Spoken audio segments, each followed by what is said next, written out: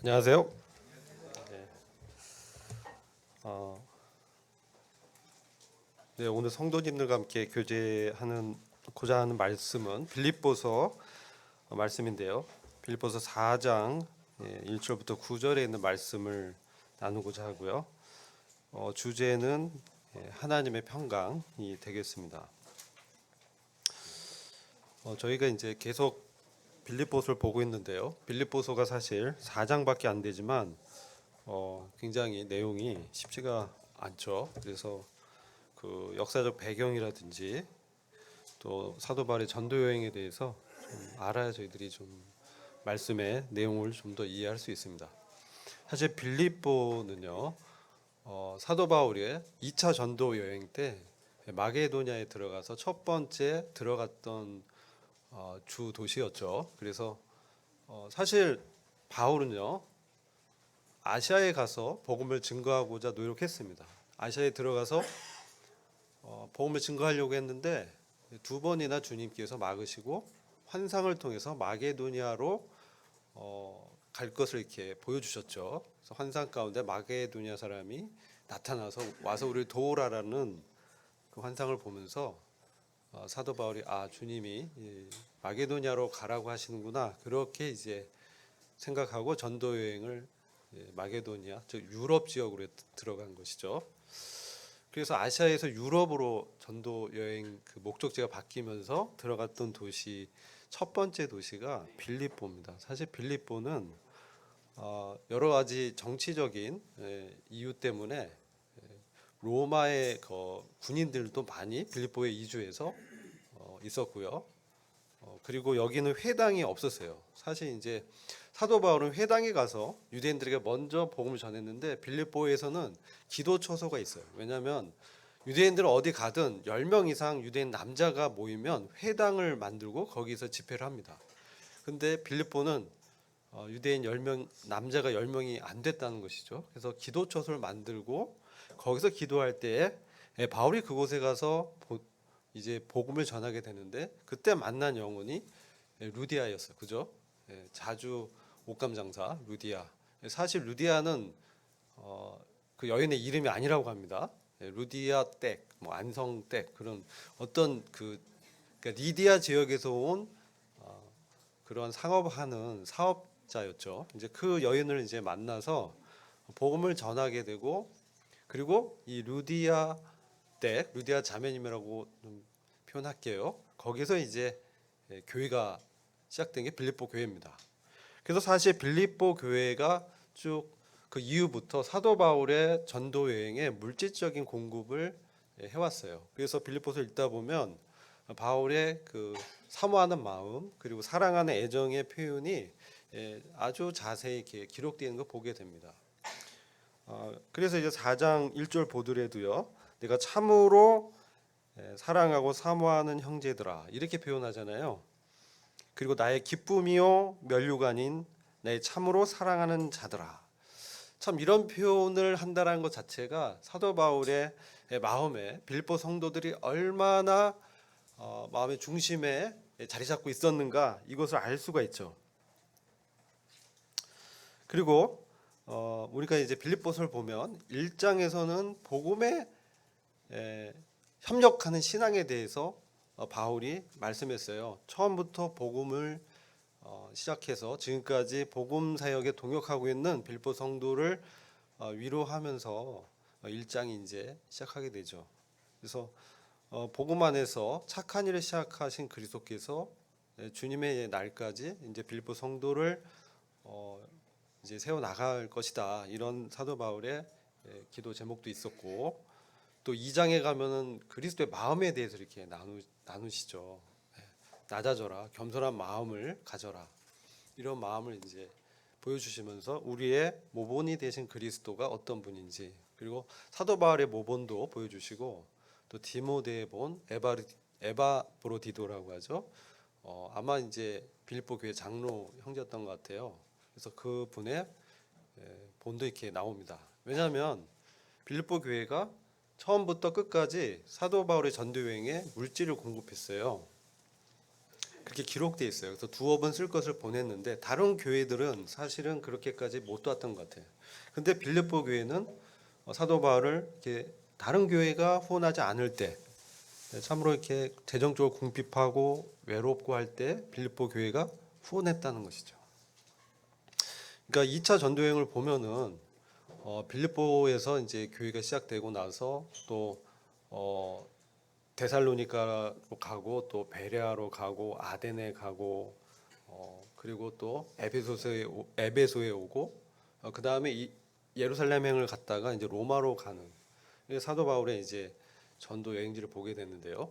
사도 바울은 가서 항상 유대인들의 어떤 방해를 받게 됩니다.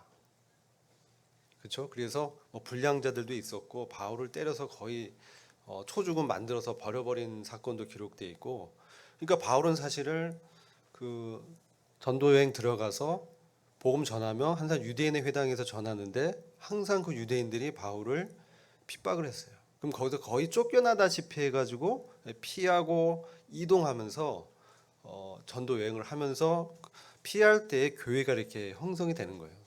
그래서 주님의 이제 교회를 세우는 전략을 보면 우리의 생각과 많이 다르죠. 우리가 가서 뭐 이렇게 거점을 잡고 복음 이렇게 전략적으로 이렇게 접근하고 뭐 이렇게 하잖아요.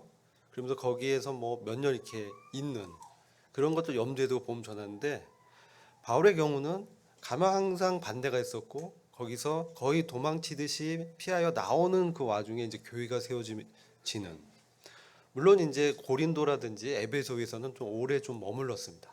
그러나 기타 지역에서 항상 잠시 머무는 수준이었어요. 오랜 기간 못 머물렀어요. 근데 이 빌립보는 특별히 우리가 사도행전을 보면은 빌립보 감옥에서 간수가 구원받는 그런 것도 기록되어 있고요. 참 사도 바울의 어떤 행적을 이렇게 보면은 빌립보 교회에 이렇게 연관된 것들이 있습니다. 그래서 빌립보 성도들은 사도 바울을 물질적으로 후원하면서 기도를 하면서 동역했어요. 또 특별히 자매님의 집에서 교회가 세워졌기 때문에 이후에 보면은 우리가 2절에 보면 유오디아와 순두계라는 자매님 있잖아요.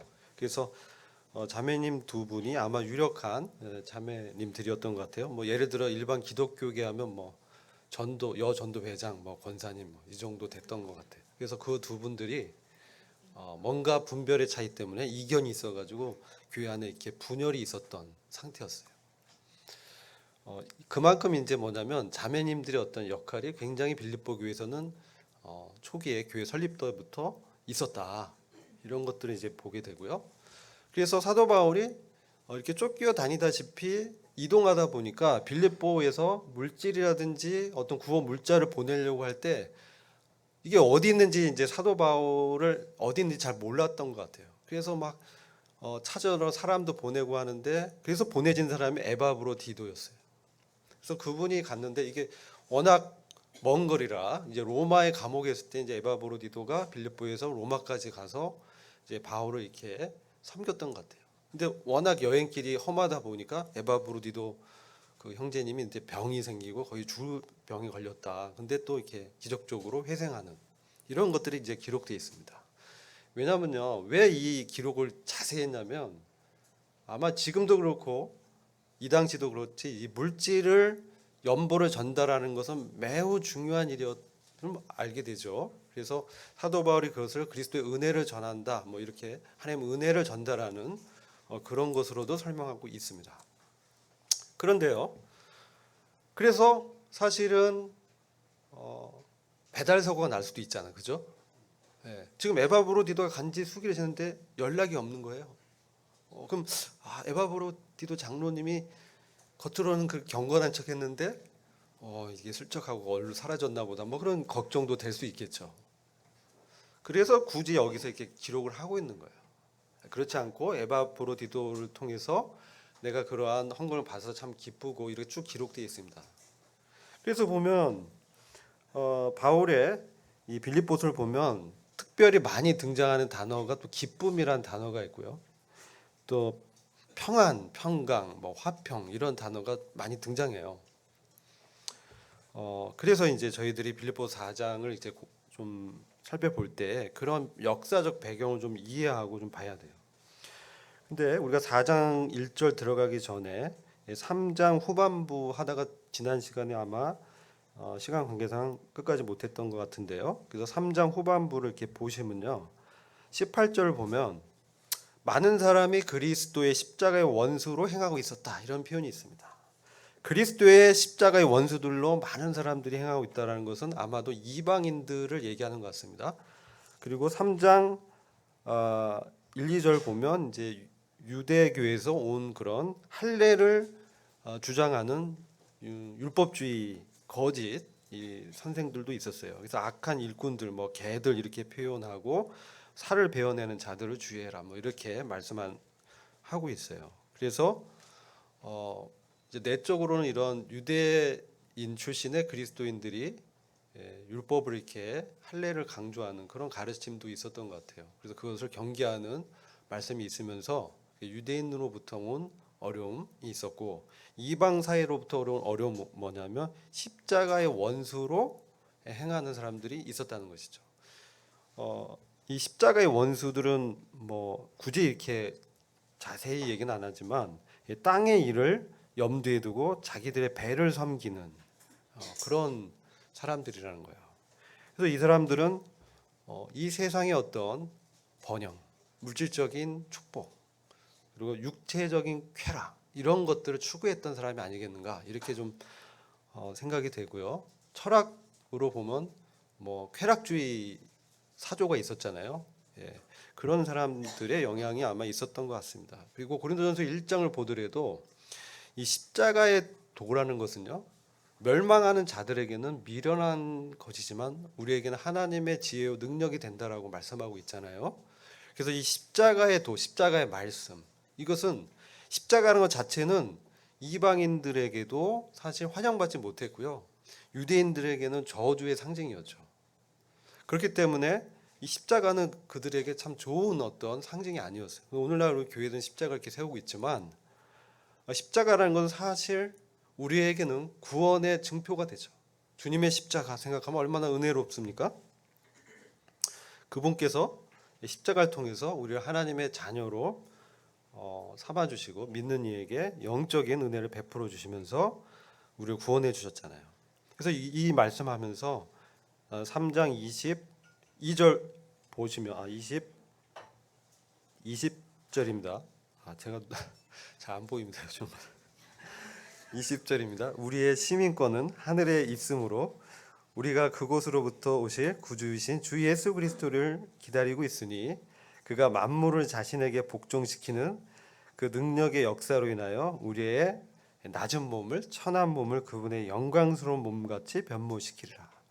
그러니까 십자가를 생각하면 참 이게 세상 사람들은 덕이 안 되는 이 실패의 상징이고 죽음의 상징이죠. 그러면서 유대인들에게는 저주의 상징, 이런 것들이지만 우리에게는 구원의 능력이 되면서 우리의 참된 시민권은 어디에 있어요?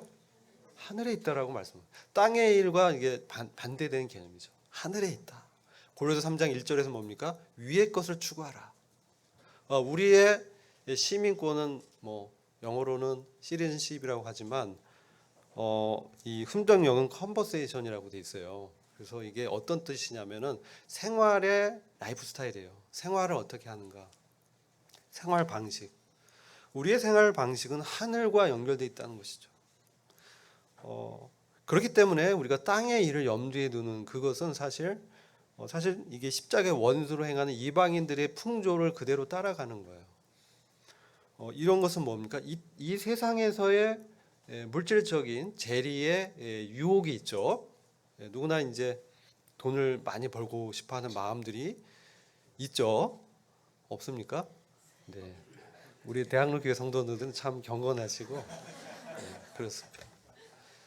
세상 사람들은 이 돈으로 모든 걸 해결할, 특히 자유시장, 뭐 자본주의 이런 쪽은 뭡니까? 돈의 논리, 자본의 논리가 있죠. 그래서 이제 그런 것들, 이방 사회는 그런 것들을 추구하기 때문에 이게 땅의 일이라는 것이죠. 그다음에 뭡니까?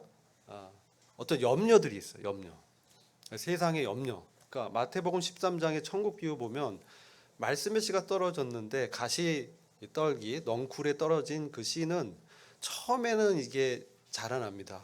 자라나는데 숨이 막히고 이게 기가 막혀가지고 성장 못하고 말라버리는 이런 것들이 있죠. 그게 뭡니까?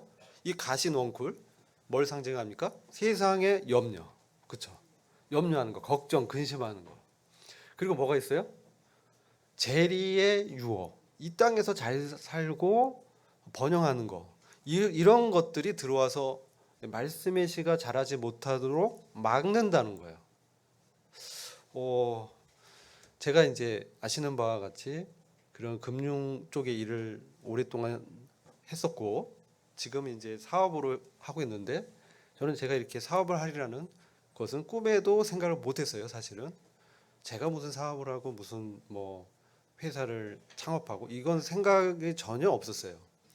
근데 저희들의 계획과 생각을 초월하는 하나님의 인도함과 뜻이 분명히 개인마다 있다는 것이죠.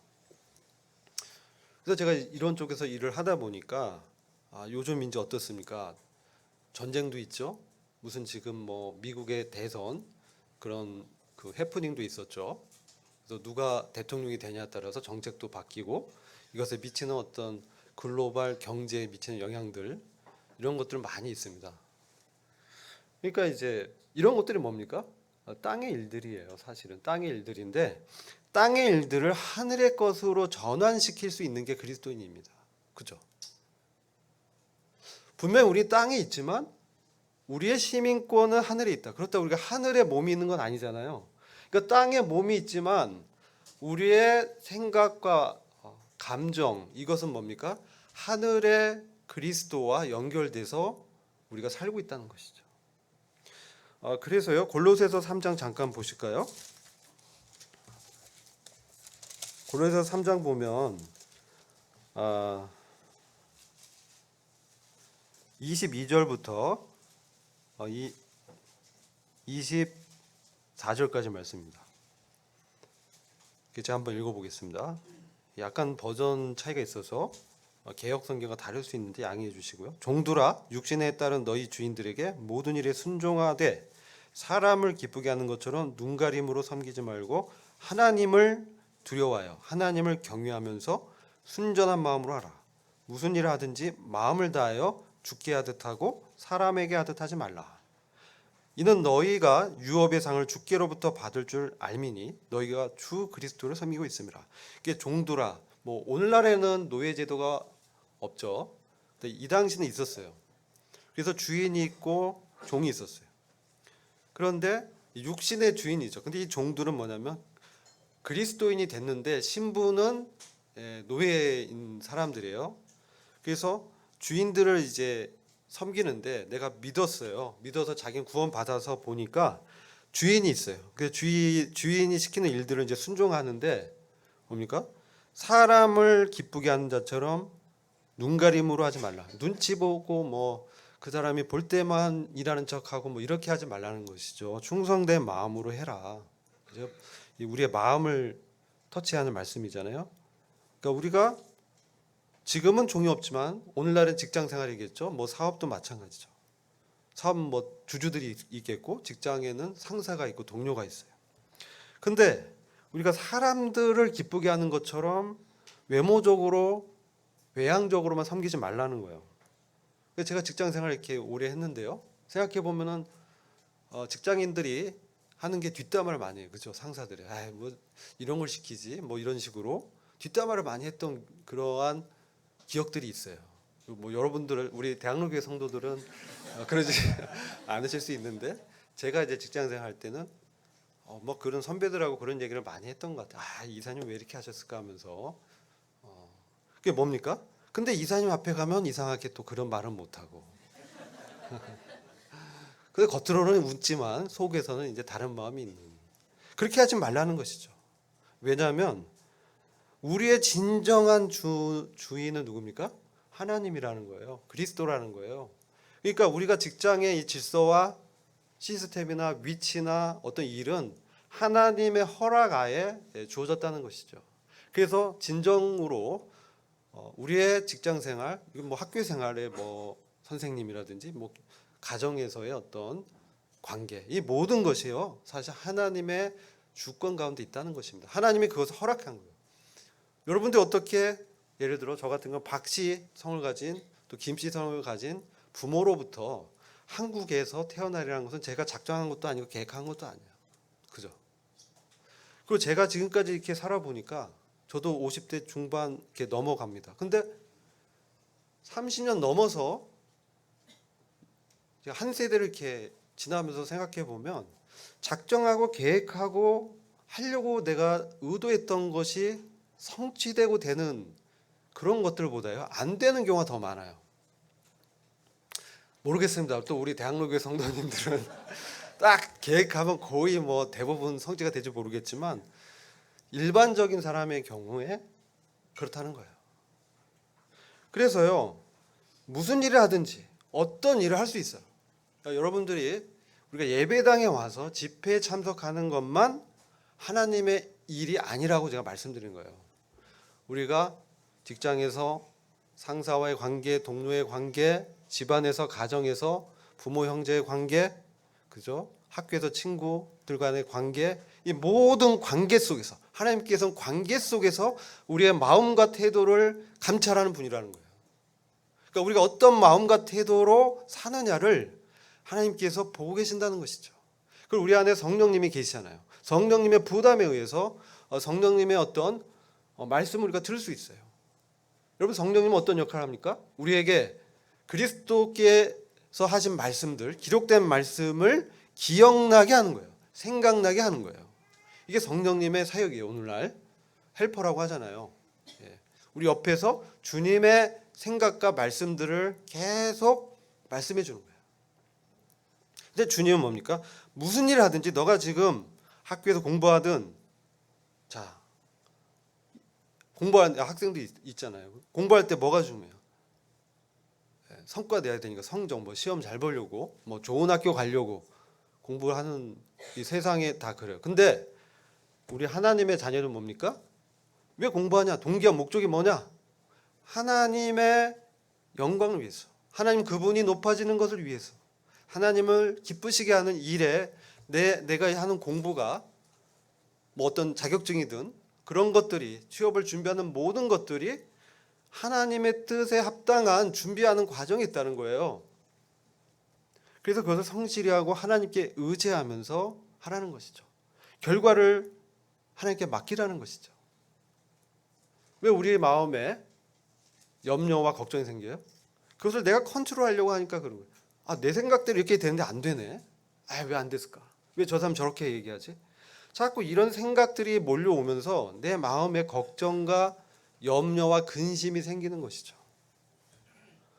근데요, 어떤 미국의 박사님이 이 데이터를 이렇게 정보 수집해 보니까 100가지 그 생각들 중에 거의 90% 이상은 실제로 일어나지 않는 걱정들이라는 거예요. 실제로 일어나는 일은 10% 언더라는 거예요. 그래서 대부분의 많은 사람들이 실제로 일어나지 않은 일들에 걱정하고 근심하고 염려하면서 마음을 뺏기게 되는 것이죠.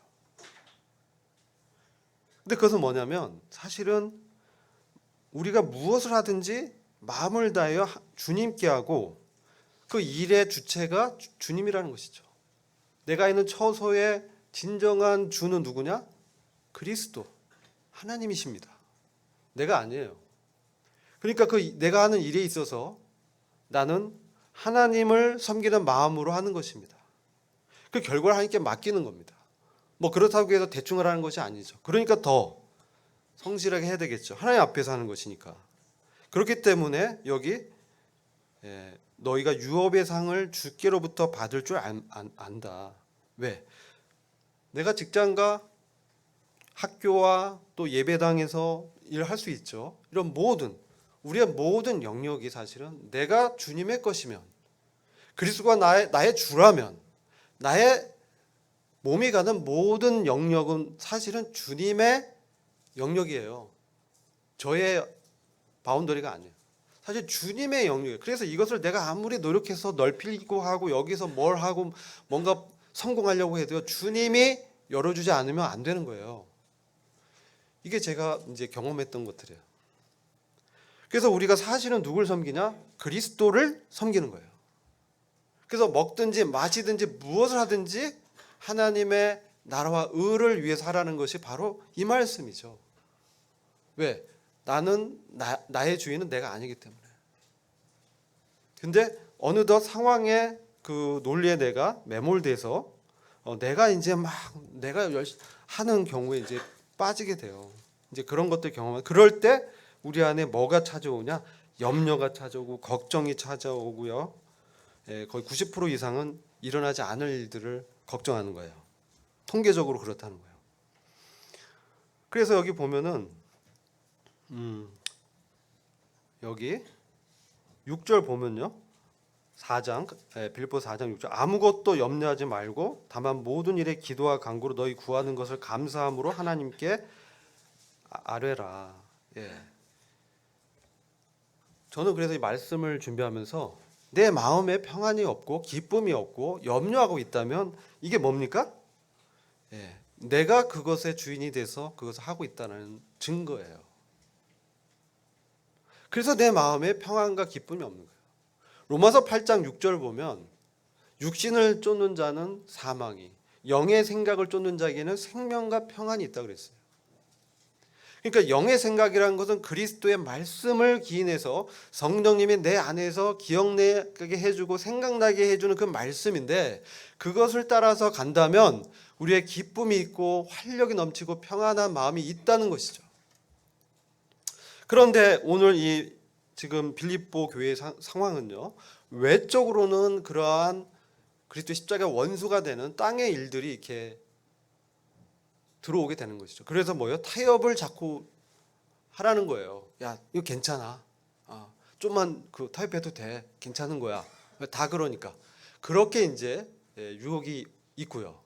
내부적으로는 뭔가 그 율법주의적인 노력으로 하나님의 의로움을 우리 이미 의롭게 된 사람인데 하나님으로부터 인정받고자 하는 육신적인 노력을 이제 할 때가 있어요.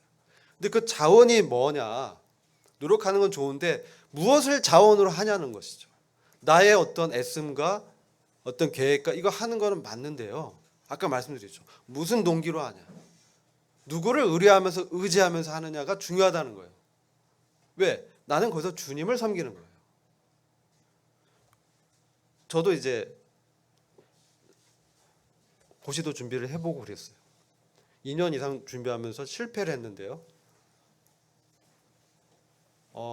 제가 느낀 것은 뭐냐면 그것에 되고 안 되고의 그것이 보다 더 중요한 거는 그 과정에서 하나님과의 관계가 더 하나님은 중시한다는 거예요.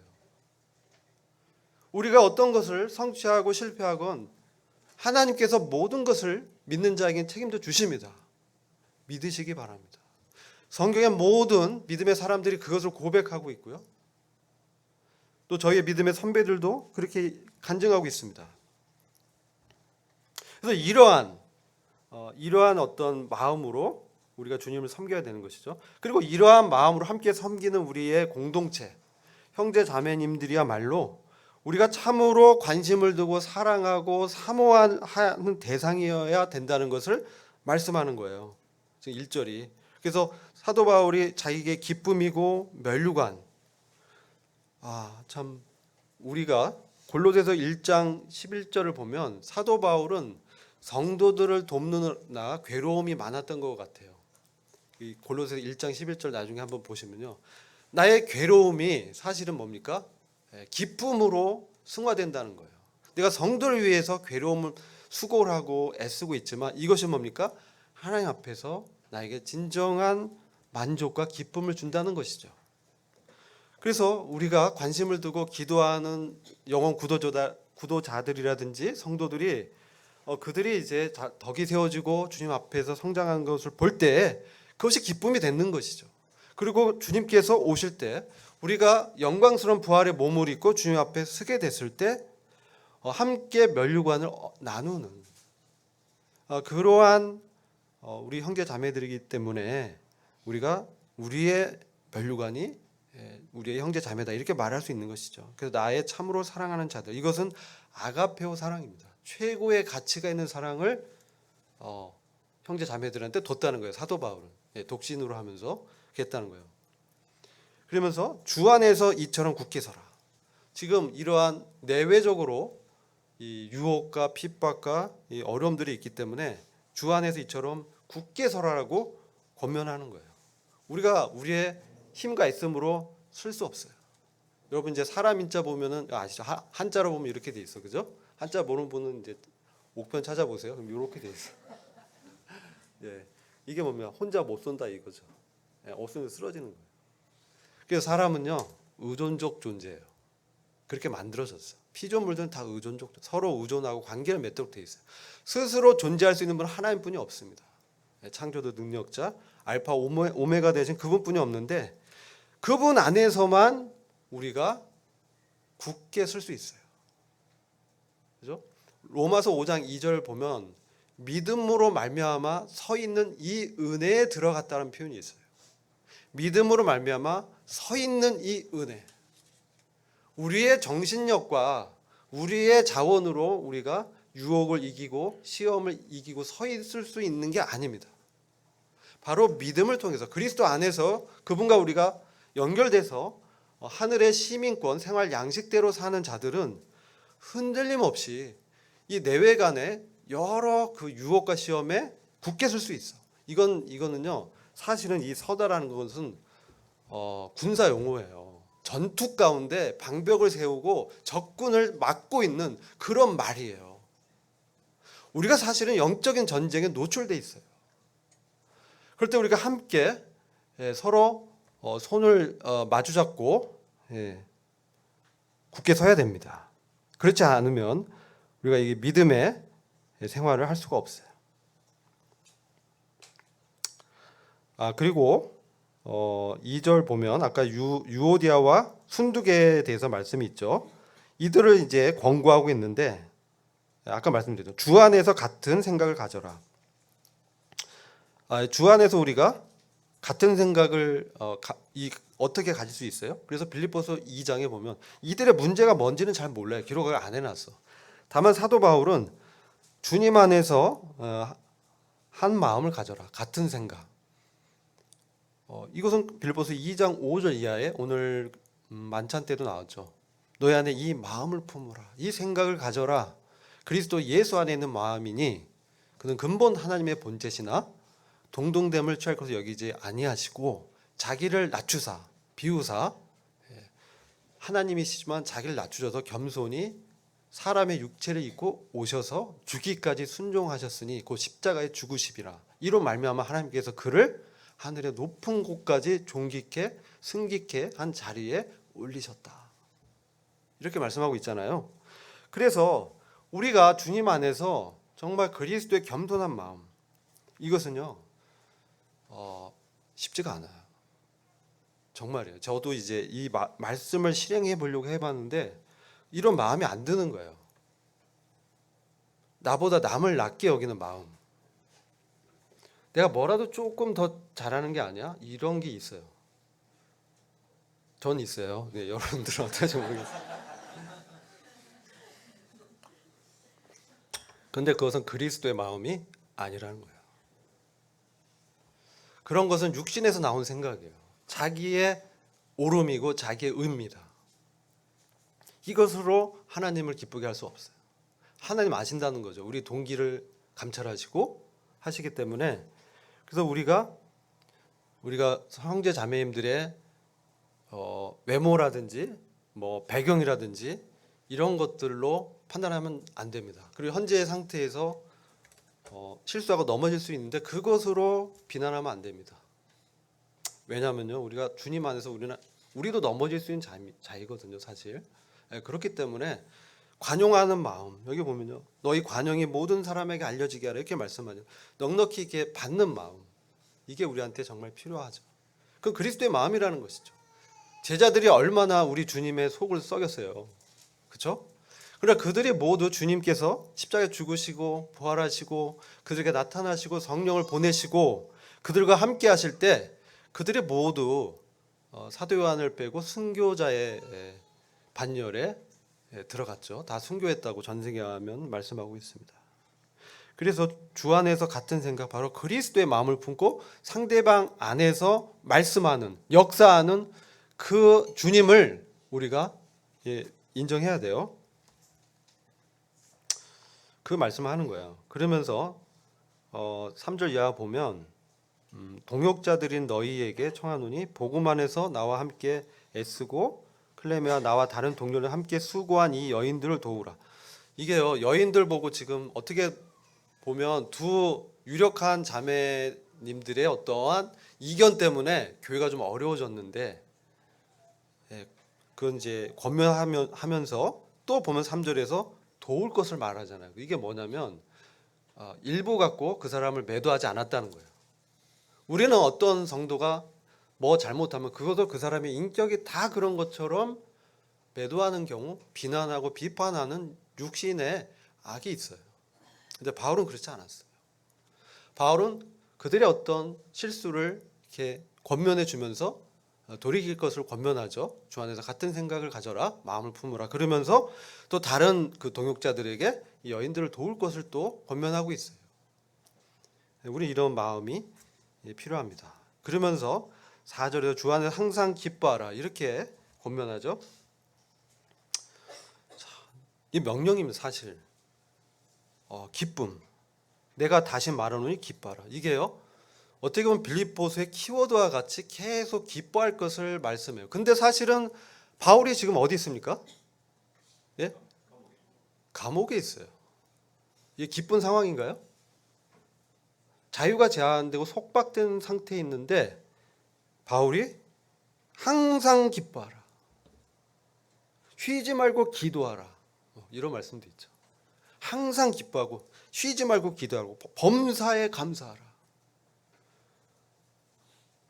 이 정말 힘든 말씀이죠. 근데 이게 명령이라는 거예요. 의지를 드리라는 거예요. 뭐 이렇게 주변이 그래서 뭐 기뻐하고 뭐 그게 아니고요. 내 지금 상황은 힘들고 괴롭고 감옥에 있을지라도 주님을 기뻐하라는 거예요. 주님이 함께 하시기 때문에, 주님의 나의 수고를 보상할 것이기 때문에, 주님의 이러한 고난을 영광으로 전환시키실 것이기 때문에 기뻐할 수 있다는 거예요. 우리에게는 기쁨의 원천과 근원이 없습니다. 오직 주님 안에만 있습니다. 그분에게만 참된 영원한 기쁨이 있습니다. 이 세상이 주는 모든 즐거움과 쾌락은요, 일시적이에요. 허무해요. 없어지는 것이에요. 이것에 우리의 영혼의 가치, 최고의 가치를 둘 수 없습니다. 우리는 그래서 주님 안에서 기뻐할 수 있는 거예요. 이것은 항상 그럴 수 있어요.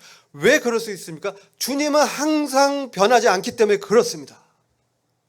이 세상은 변하고 나의 상태를 보고 외면하고 내가 잘못되면 비난하지만 주님은 그렇지 않습니다. 주님은 내가 넘어질 때나 서 있을 때나 항상 동일하게 내 옆에서 위로하시고 권면하시고 격려하십니다.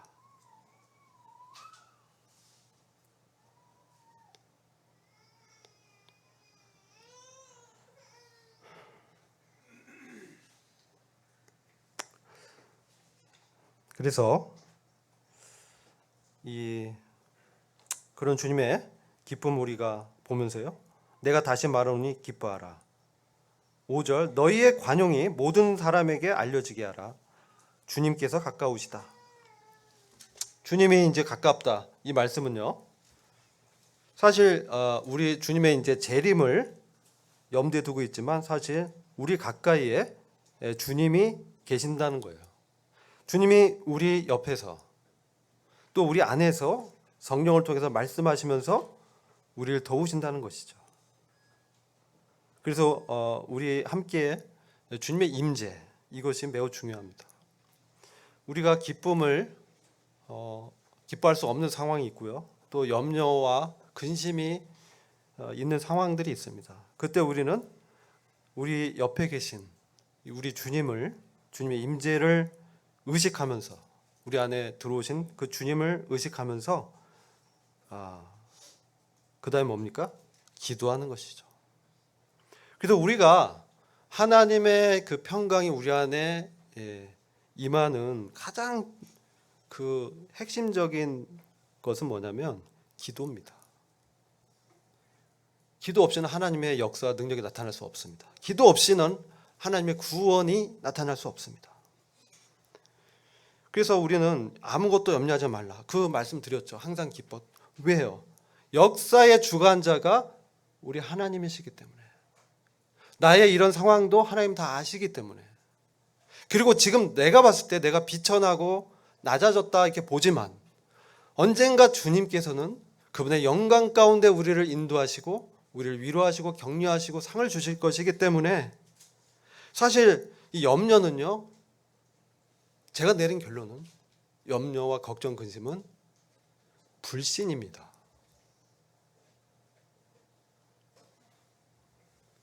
의심하는 것이죠. 하나님의 주권을 의심하는 거예요. 육신에서 나오는 거예요. 하나님은요, 민수기 6장 24절 잠시 보시겠습니다.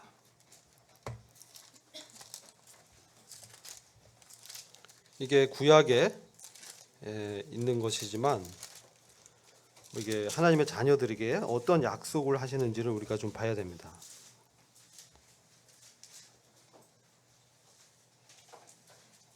이게 하나님께서 하나님의 자녀들에게 원하시는 것입니다. 민수기 6장 23절부터 27절이죠.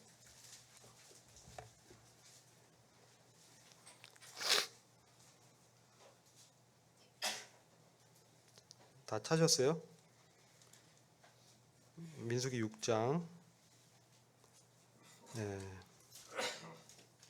23절부터 같이 읽어보겠습니다.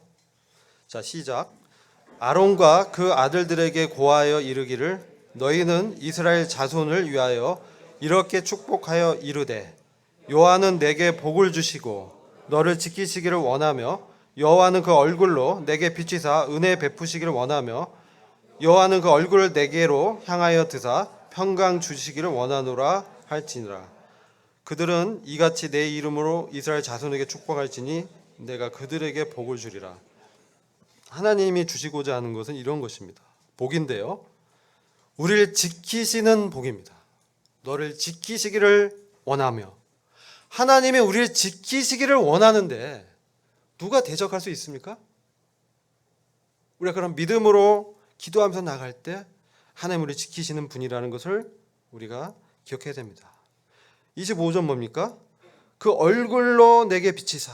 주님의 얼굴에 있는 하나님의 영광을 아는 그 빛의 광채가 우리의 얻은 영혼에 비치면서 우리를 거듭나게 하고 우리의 인생을 바꾸시고 우리의 앞을 지도하고 인도하고 있는 것입니다. 그분의 진리의 빛이 광채처럼 우리를 비출 때 우리는 그분의 어떠함과 영광이 어떠함을 감히 생각하고 상상하면서 그분께 전적으로 의지할 수 있다는 것, 이게 믿음이죠. 보이지 않는 것을 보이는 것처럼 바라고 의지하는 것이죠. 그분은 우리에게 은혜를 베푸시기를 원하는 거예요. 은혜는 뭡니까? 자격 없는 자들에게 베푸시는 호의죠. 우리 어떤 자격 때문에 우리가 뭘 잘해서 조건을 보고 하나님 뭐 주는 게 아니에요. 우리가 그분의 자녀고 그분의 아들이고 딸이기 때문에 은혜를 주시는 거예요. 그리고 26절이 그분의 얼굴을 향하여서 우리에게 귀를 기울이시고 우리의 상황과 우리의 어려움을 우리보다 더 잘 아세요. 우리가 어떤 존재인지를 우리가 흙으로 지어진 존재인지를 너무나 잘 아세요. 근데 그분께 향하여 나갈 때 그분 우리에게 두려워 말라, 담대하라, 내가 너와 함께 하겠다라는 평강의 메시지를 우리한테 주신다는 것이죠. 이게 하나님의 마음이에요.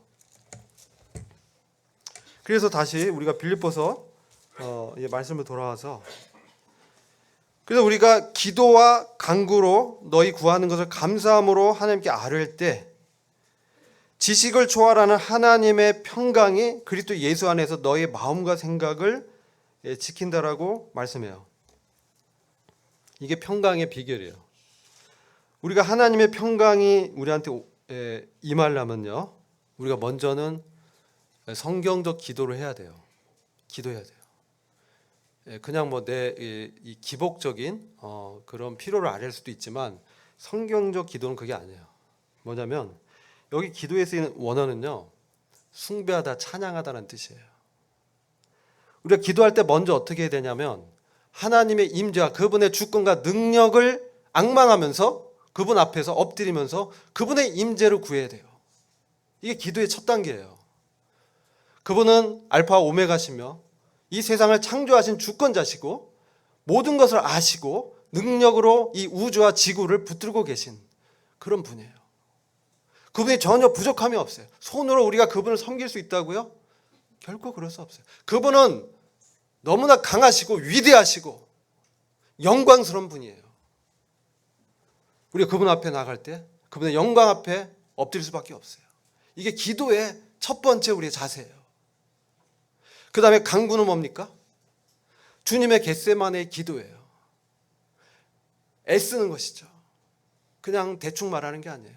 내 전 인격적으로 주님 앞에서 나의 필요를 아뢰는 거예요. 겸손하게 낮아진 심령으로 주님만이 이것을 해결할 수 있습니다. 저는 할 수 없습니다. 그러나 주님은 하실 수 있습니다. 주님이 겟세마네에서 땀이 핏방울이 되도록 기도하셨죠. 천사들이 나타나 주님의 기도를 도우셨어요. 이게 간구입니다. 우리가 그런 간구를 드려야 돼요. 그 다음에 뭡니까? 감사하는 마음. 두 마음을 품었을 때 하나님 앞에 감사할 수 없어요. 야고보서 4장 보면요. 두 마음을 품은 자들아. 악한 거예요. 세상과 그리스도 안과 같이 갈 수 없어요. 하나밖에 존재할 수 없어요. 뭐 속된 말로 양다리라고 하죠. 그리스도 안에서 양다리는 없어요. 전적으로 한쪽에 가야 돼요. 여호수아처럼 나와 내 가족은 여호와만 섬기겠다. 이런 의지적인 선택이 필요해요. 여러분 신앙은 그냥 저절로 되어지지는 않습니다. 물론 하나님의 은혜가 있을 때 신앙생활 되지만 우리가 구원은 저절 주님의 주권적 은혜지만요. 우리 신앙생활 성화는요. 우리의 선택입니다. 세상과 주님을 겸하여 섬길 수 없습니다. 명백합니다. 어느 것이 영원한 가치가 있고 최고의 가치가 있습니까? 세상에 어느 누가 아들을 우리를 위해서 주실 수 있죠? 없어요. 오직 하나님만이 사랑하는 아들을 우리 위해서 주실 수 있는 거예요. 그러면 끝난 거죠. 누가 있어 하나님만큼 우리를 사랑하고 우리의 모든 것들을 다 케어하시고 돌볼 수 있는 능력과 전지하시고 모든 것을 주관할 수 있겠습니까? 우리 세상에 갈 필요가 없어요. 오직 주님 안에 머무르고 거하면서 주님께 기도와 간구와 감사함으로 하나님께 내 사정을 솔직하게 아뢰을 때 그리하면 모든 지각을 초월하신 하나님의 평강이 이것은 초월적인 평강이에요. 이걸 경험한 적 있으십니까? 저는 있어요. 아무런 희망이 없고 소망도 없고 절박한 상황에서 아무도 도와줄 수 없고 그런 상황에서 하나님 앞에 엎드리고 기도했을 때 그분에게 절박하게 간구할 때 주님의 영광을 바라볼 때 하나님은 어찌하든 그것을 해결해 주셨는지 안 해결해 주셨는지 이것은 제가 말씀 안 드리겠어요. 제 마음 안에 하나님의 위로와 평안이 임하더라고요. 무한한 위로와 평안이 임하면서 그것이 내게 문제가 안 됐어요. 하나님 평안이 임하면서 그 안에서 그것을 통과할 수 있는 힘을 주시더라고요. 저와 여러분 이런 하나님의 평강을 우리가 신앙생활하면서 이 세상의 이 도전과 시험 가운데서 이런 하나님의 평강이 저와 여러분께 임하면서 저희로 하여금 능히 신앙생활 가운데 승리자의 반열에 들어가서 주님의 영광에 함께 동참해서 나의 기쁨이요 자랑의 면류관이라고 서로 격려하는 그런 저와 여러분이 되기를 원합니다. 기도하고 마치겠습니다. 아버지 하나님 감사합니다. 오늘 주님께서 저희들에게 참된 하늘의 평강과 주님과 함께하는 이 복이 얼마나 큰지 주님 또 말씀 통해서 교훈해 주셔서 감사합니다.